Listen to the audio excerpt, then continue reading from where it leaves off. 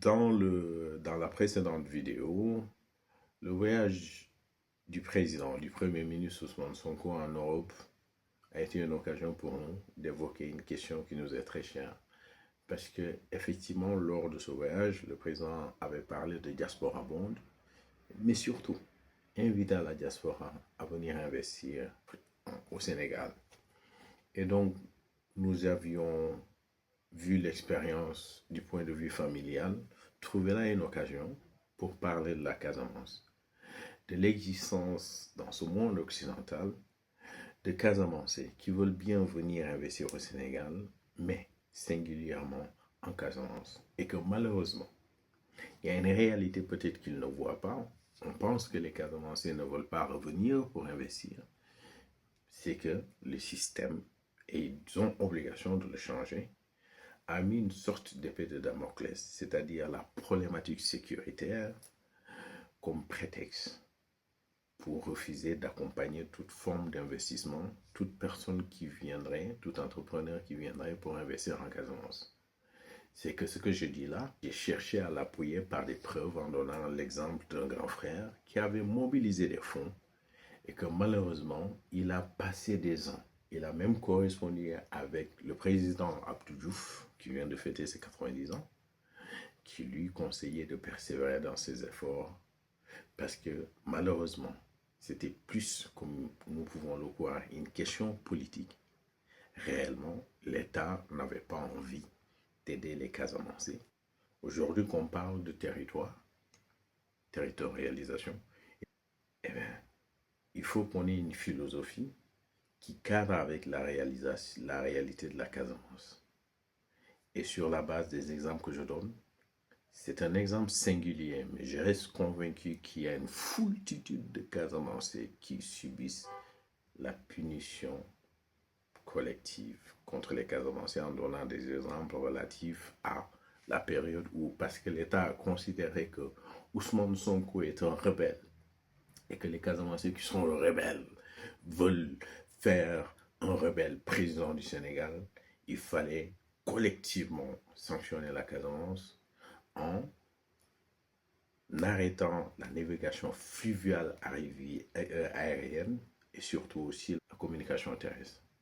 Et donc ça, ce sont des réalités que lui, Ousmane Sonko, devrait être conscient que ce qui lui est arrivé, ce n'est que d'une manière un peu plus évidente ce qui existait en Casamance depuis les années 1982 et qui a conduit à ce que j'appelle quelque part la guerre civile, mais nous y reviendrons. Et donc, cette parenthèse ouverte nous met sur l'économie de la Casamance et la nécessité d'imaginer une philosophie économique pour la région. Je crois que j'avais une fois parlé du port de Nikin, d'accord, et de l'aéroport de Tobor, parce que l'aéroport de Ziguinchor est devenu trop petit. C'est l'année passée, en octobre, je crois, où j'étais venu en Casamance pour parler d'un livre. Et dans ce livre, on détenait des informations sur comment le système colonial cherchait à développer la région. Nous allons la refaire. Le Sénégal lui-même, sur la demande du MFDC, depuis les années 1982, 83 plus exactement, fit appel à un archiviste français, l'un des derniers à gérer les archives du Sénégal, qui devait venir faire un témoignage historique sur la question de l'appartenance de la Casamance au Sénégal. Pourquoi? Parce que le MFDC aurait bien voulu faire la démonstration de ces revendications qui ont été très vives à partir de l'année 1982. Malheureusement, en 1983, meurt la personne essentielle à travers laquelle les élites ou ceux qui revendiquaient cette histoire pouvaient aller pour trouver des archives pour leur démonstration. À sa mort, en l'occurrence, Tété Diédhiou, parce que l'histoire de Tété Diédhiou est venue après que nous ayons évoqué la question de l'histoire de la mort de Djignabo Bassène. Et donc, il existe aussi un collège d'enseignement en Casamance qui porte le nom de Tété Diédhiou. Tété Diédhiou a été témoin donc de la mort de Djignabo Bassène et il a été aussi témoin d'une grande partie de l'histoire de la Casamance. Donc dans les années 70, les amoureux, les amateurs d'histoire, dont le père l'avait Diamacoune comme Christian Roche, se tournaient vers lui.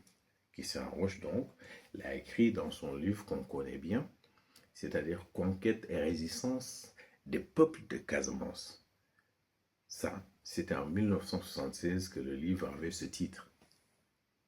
Mais dans les années 80, quand le conflit armé éclata, 83, la réédition changea le titre. Vous pouvez le constater vous-même.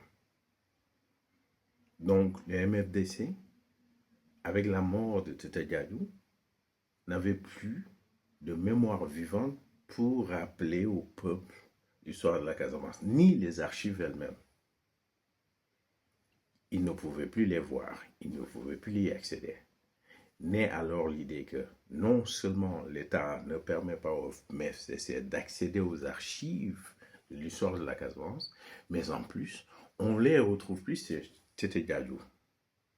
C'est là où on a commencé à parler de mythe. Mais au fond, pour l'historien et le chercheur, on ne valide pas l'idée de mythe. Le mythe est un narratif. Il a une raison d'être ici pour les historiens. Et donc, c'est cette raison d'être. Pourquoi on parle de mythe? C'est ça que les historiens ont cherché à savoir. Moi, personnellement, quand mon grand frère donc, me donne un livre et me dit « J'ai posé la question aux 4 Casamancais », la réponse qu'ils ont donnée ne m'ont pas satisfaite. Je te conseille, toi, le chercheur, de pouvoir faire des recherches pour aider les générations futures à comprendre l'histoire de la Casamance. J'ai compris alors que lui aussi n'avait pas d'archives. Est-ce la première fois qu'on évoque cette idée de perte d'archives? Entendons-nous bien. Celui qui fait la recherche d'archives de la Casamance verra que elles existent bien au Sénégal. Peut-être qu'il aura des difficultés à trouver certains dossiers, mais elles existent bien. Les MFDC accèdent-ils aux archives qui étaient disponibles à l'époque en Casamance après la mort de Tete Diallo? Certaines, parce que Diamacoune aussi. Il n'est pas quelqu'un qui est juste arrivé en 1981, 82, etc., les années 80. Non, il était bien avant là et sous Senghor, on l'autorisait à écrire l'histoire de la Casamance. Parce qu'il faut comprendre une chose, c'est une hypothèse. Il me semble que ça, c'est les politiques culturelles du Sénégal sous Senghor. Senghor pensait que la Casamance était la source, la racine, la source nourricière en fait. Sur la négritude culturelle, autrement dit, qu'est-ce que nous avons en tant qu'héritage à transmettre à la diaspora négro-africaine? La Casamance reste la source. C'est pas pour rien que le Festival des Arts Nègres, la majorité des Afro-Américains, ils sont allés à Casamance pour découvrir, c'est là où il fit la promotion de la reine Sibeth. Donc Senghor était pour la promotion d'une écriture de l'histoire de la Casamance qui quelque part valorisait plus l'idée de l'identité négro-africaine telle que le Sénégal voulait la porter dans ce rendez-vous du donner et du recevoir. Tant qu'il s'agira de parler de donner et de recevoir, la Casamance était le lieu où les Sénégalais, le Sénégal, culturellement et diplomatiquement, pouvaient puiser pour donner le monde. Sous Senghor, on pouvait vanter l'histoire de la Casamance à travers de là et remplissait le vide qu'on pouvait trouver dans le Sénégal. Et donc, si l'on considère que la France, la Casamance n'appartenait pas à la France, quelque part, comme on ne devait pas avoir une différenciation entre la Casamance et le Sénégal, on comprendra donc que s'il y a résistance du Sénégal à la colonisation et que jamais le système colonial n'a réussi à totalement pacifier le Sénégal, c'est que quelque part la Casamance reste cette singularité qui rend digne l'histoire du Sénégal. Et Diamacoune l'a développé. Et Christian Roche l'a écrit autrement sur la résistance des peuples de la Casamance. Et donc, quand on invite, à partir de 1993, un archiviste pour parler de cette histoire, d'accord, c'est que tout le monde est d'accord que il faut voir dans l'organisation des archives, même si ça n'apparaît pas comme ça, les traces. Non, ça, c'est moi qui l'avance. c'est que certainement, dans la manière dont l'institution coloniale est née, ça transparaît dans la manière dont les archives sont organisées. Malheureusement, le Sharpie qu'on a invité n'a pas été assez clairvoyant du point de vue de la méthodologie pour dire aux Sénégalais, moi, je vous donne l'histoire du Sénégal sur la base de la constitution des archives. Comment les archives ont été organisées et quelle est la place de la Casamance dans les archives du Sénégal. Il ne l'a pas fait.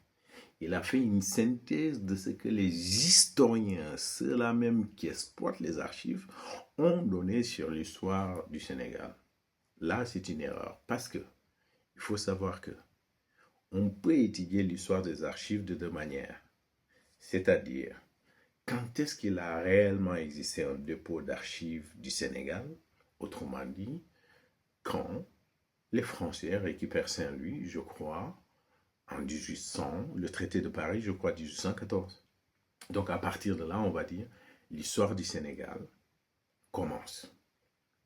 Mais elle commence réellement, là, c'était sous le ministère de la Marine, elle commence réellement donc en 1816, on peut commencer par là.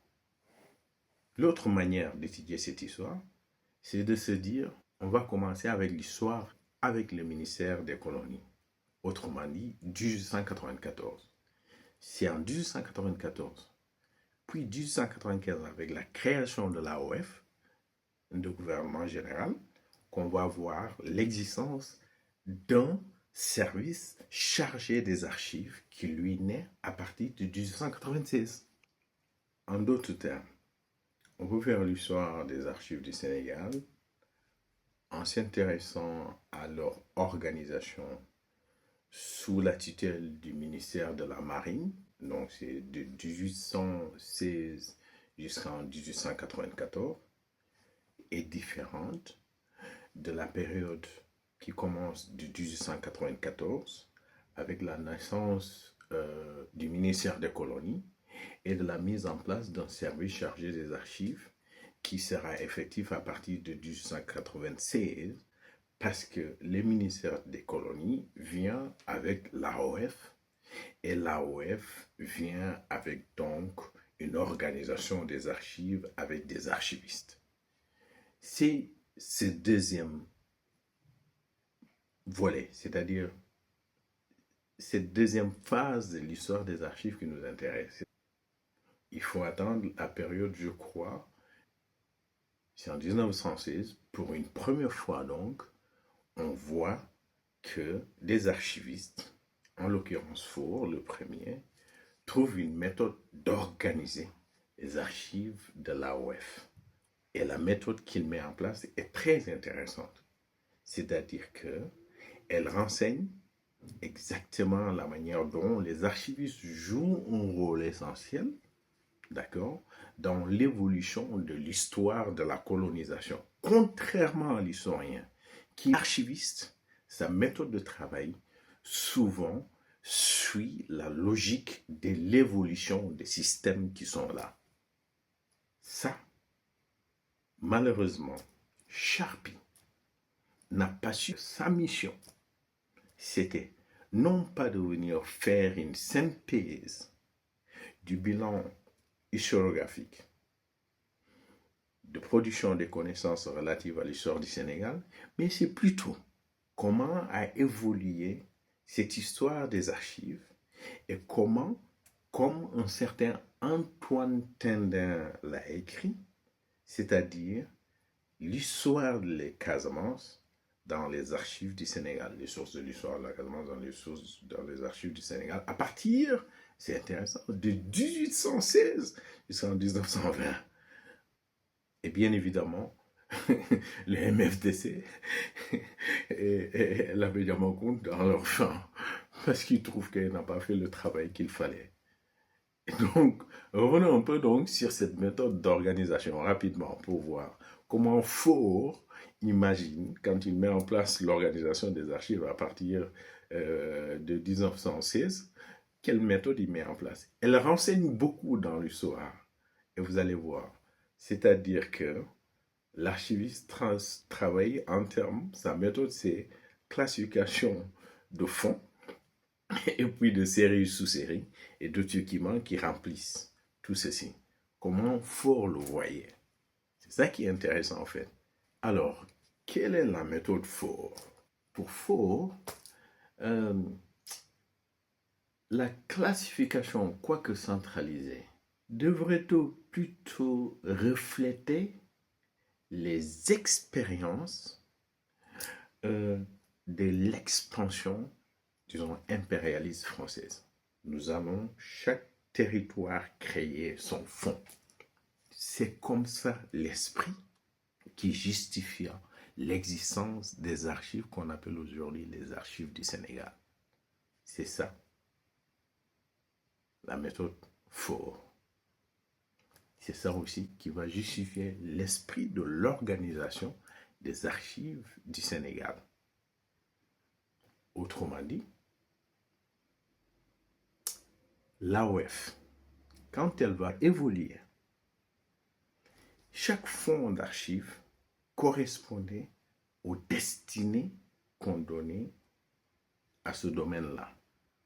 C'est là où il faut chercher les sources de l'histoire de la Casamance, la place donc de la Casamance dans l'organisation du fonds AOF, colonie du Sénégal, AOF qui évolue, un pouvoir centralisé basé à Saint-Louis, et puis le chef-lieu de la colonie du Sénégal à Saint-Louis et Dakar qui prend une certaine place, où se trouvent les archives de la Casamance dans ça, et quelle destinée le colon donnait à la Casamance. Ça aussi, c'est une question que Charpie ne répond pas. Pourquoi? Hypothèse, c'est que Charpie est là à partir de quelle année? 1951. Nous ne sommes plus dans un Sénégal colonial. Parce que, à partir de 1946, la colonie est morte, la constitution de l'Union française. Regardez le chapitre 8 de l'Union française. C'est quoi l'Union française? Elle n'a plus de colonie. Oh, c'est un système vieux. C'est un système arbitraire. La France n'en veut plus. Et donc, les archives s'organisent autrement. Les archives de la colonisation, c'est fini. Naît maintenant un autre esprit, c'est celui de la Constitution de 1946 de l'Union française. Qu'est-ce qu'elle dit? C'est ça qui est intéressant en fait. En son article 60 d'ailleurs, c'est ça qui est intéressant. C'est aussi dans cet esprit-là, à l'image de ce que Faure avait conclu, l'évolution de l'expérience française dans les colonies, elle finit, la colonie finit, naissent les territoires, les colonies se transforment en territoires et les fonds ne sont plus des fonds des colonies et deviennent des fonds des territoires. Qu'est-ce que ça dit? Charpie n'était pas là en 1946.